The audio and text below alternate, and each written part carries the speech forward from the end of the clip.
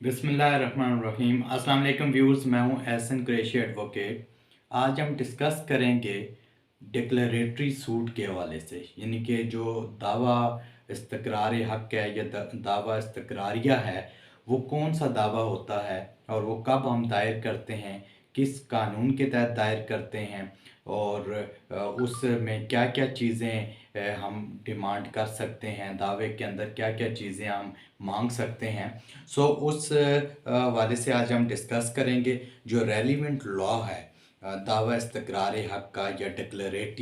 Declaratory suit का, वो section 42 है, section 42 of specific relief act 1877। उसका सेक्शन 42 के तहत जो डिक्लेरेटरी सूट है दावा इस्तकरार हक़ या दावा इस्तकरारिया जो है उसके तहत किया जाता है। दावा इस्तकरार हक़ के लिए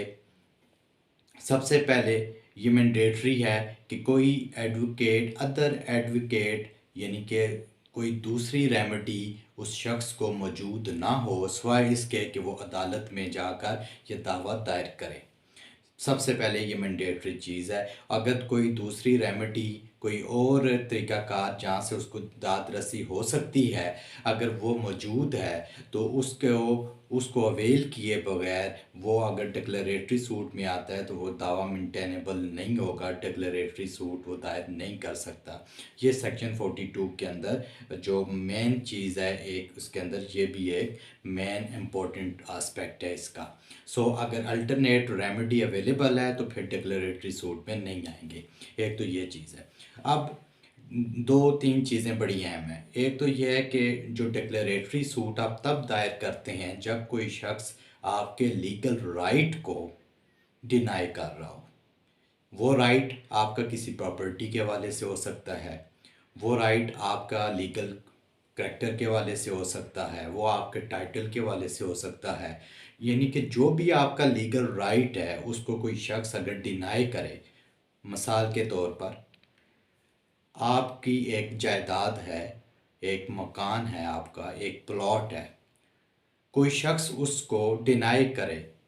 और वो कहे ये प्लॉट आपका नहीं है और उस पर कब्ज़ा करने की, या आपका मकान है उस पर कब्ज़ा करने की कोशिश करे और कहे कि आप इसके मालिक नहीं हैं, तो आप अपना ये उसने आपके टाइटल को,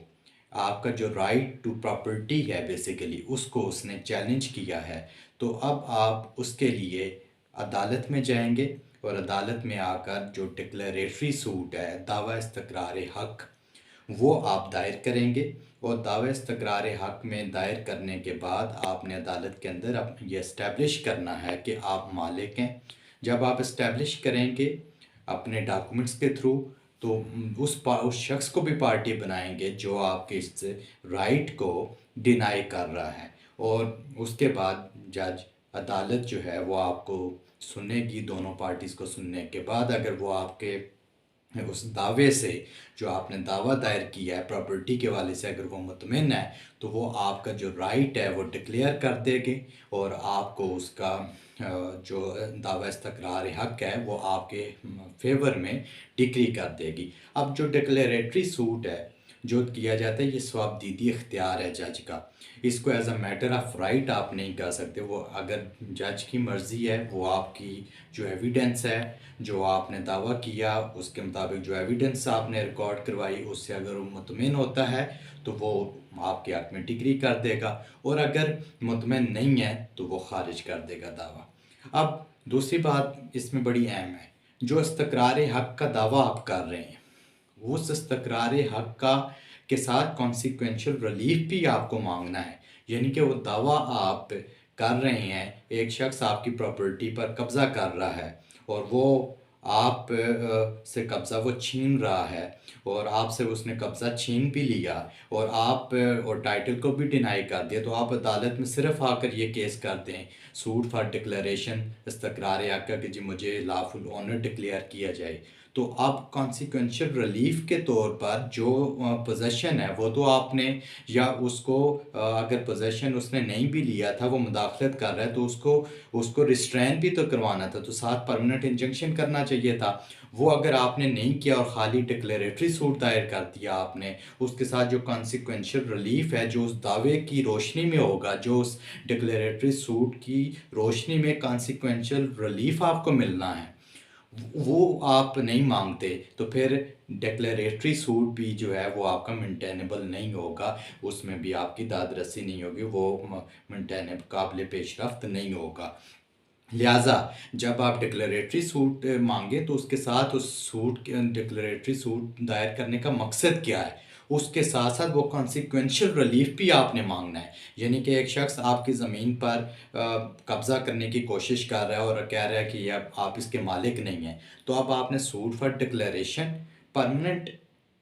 suit for declaration and permanent injunction भी मांगना है, जिसमें उसको परमानेंट इंजंक्शन में जज साहब उसको रोकेंगे। एक तो आपको दो चीज़ें, एक तो आपको डिक्लेयर करेंगे कि आप लॉफुल ओनर है, और दूसरा परमानेंट इंजंक्शन में जो कंसिक्वेंशियल रिलीफ के तौर पर उसको वो रोकेंगे कि जनाब आप इंटरफेरेंस ना करें, आपका इस ज़मीन से कोई लेना देना नहीं है। अगर आप सिर्फ यहाँ डिक्लेरेटरी सूट ही फाइल करेंगे, कंसिक्वेंशियल रिलीफ नहीं मांगते, तो फिर ये डिक्लेरेशन का महज सूट करने का आपको फ़ायदा नहीं होगा, वो तो फिर भी आपकी ज़मीन पर कब्जा करता रहेगा। लिहाजा उसको रोकना उस ताकि कंसिक्वेंशियल रिलीफ जो है वो भी आपको मिले, ताकि वो परमानेंट बाज़ व ममनू रहे, आपकी ज़मीन में मुदाखलत ना कर सके। ये अब लीगल करैक्टर के हवाले से आप अपना, आपका नाम है किसी डॉक्यूमेंट के अंदर, एजुकेशनल सर्टिफिकेट्स के अंदर नाम अगर गलत है, तो आप उसके हवाले से भी suit for declaration and mandatory injunction मांगेंगे कि जी मेरा नाम ये है, डॉक्यूमेंट्स में ये लिखा गया, ये किया जाए, और साथ डायरेक्शन दिलवाएंगे उसके, वो जज साहब वहाँ आपको डिक्लेयर करेंगे आपका नाम या आपकी डेट ऑफ बर्थ या जो भी है वो